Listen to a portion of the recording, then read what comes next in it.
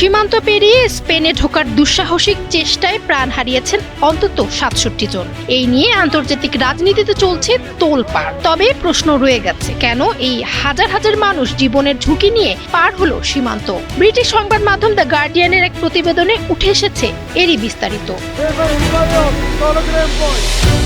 স্পেনের একটি স্বায়ত্তশাসিত শহর সেউতা। ভৌগোলিক অবস্থান মরক্কোতে হলেও এটি রাজনৈতিকভাবে স্পেনের অন্তর্ভুক্ত। সেউতা এবং মরক্কো সীমান্তে অত্যন্ত সুরক্ষিত প্রাচীর অতিক্রম করে সেউতায় ৩১শে জুলাই প্রবেশ করে হাজার হাজার মরক্কোবাসী। বিশ্লেষকদের ধারণা, এই ঘটনা মরক্কো ও আলজেরিয়ার দীর্ঘদিনের বৈরিতা এবং স্পেনের প্রধানমন্ত্রী পেদ্রো সানচেজের সাম্প্রতিক আলজেরিয়া সফরের সঙ্গে সম্পর্কিত হয়ে থাকতে পারে। এছাড়া এই বিষয়ে মরক্কো কর্তৃপক্ষ এখনো কোনো আনুষ্ঠানিক বিবৃতি দেয়নি।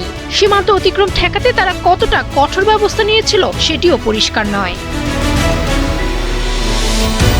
এই ঘটনা আজ নতুন এমনটাও নয়। এর আগেও ২০২১ সালে ঠিক এমন ঘটনাই ঘটেছিল। সে সময় পশ্চিম সাহারা অঞ্চলের পলিসারিও ফ্রন্টের নেতাকে স্পেনে করোনা চিকিৎসা নেওয়ার অনুমতি দেয় স্প্যানিশ সরকার, যার ফলে সৃষ্ট কূটনৈতিক টানাপোড়েনের জের ধরে মরক্কো সীমান্ত নিয়ন্ত্রণ শিথিল করে দিয়েছিল। পলিসারিও ফ্রন্ট হলো পশ্চিম সাহারা অঞ্চলের একটি জাতীয়তাবাদী রাজনৈতিক ও সামরিক আন্দোলন, যা মরক্কোর বিরুদ্ধে লড়াই করে আসছে। মরক্কো ও পলিসারিও ফ্রন্ট উভয়ই পশ্চিম সাহারার ওপর নিজেদের নিয়ন্ত্রণ দাবি করে থাকে। ১৯৭৫ সাল পর্যন্ত অঞ্চলটি স্পেনের উপনিবেশ ছিল। পরবর্তীতে স্পেন পশ্চিম সাহারার নিয়ন্ত্রণ মরক্কো ও মৌরিতানিয়ার হাতে তুলে দেয়। এরপর ২০ জুলাই ২০২৬ স্পেনের প্রধানমন্ত্রী পেদ্রো সানচেজ আলজেরিয়ার রাজধানী আলজিয়ার্স সফর করেন। এটি ছিল ৪ বছরের মধ্যে স্পেনের কোনো প্রধানমন্ত্রীর প্রথম সে দেশ সফর। এই সফরকে দুই দেশের সম্পর্ক স্বাভাবিক হওয়ার ইঙ্গিত হিসেবে দেখা হচ্ছে।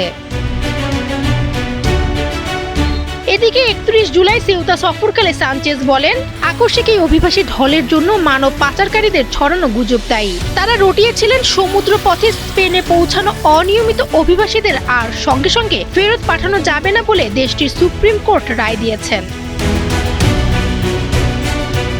স্পেনের প্রধানমন্ত্রী আলজেরিয়া সফরের পরই মরক্কোর সীমান্ত দিয়ে স্পেনে প্রবেশ করে হাজারো মানুষ। বর্তমানে পরিস্থিতি নিয়ন্ত্রণে স্পেনে অতিরিক্ত পুলিশ ও সেনাবাহিনী মোতায়েন করা হয়েছে। পেদ্রো সানচেজ এই ঘটনাকে স্পেনের ভৌগোলিক অখণ্ডতার লঙ্ঘন বলে আখ্যায়িত করেছেন। ফামিহা সুরোওয়ার্দী, সময়ের আলো।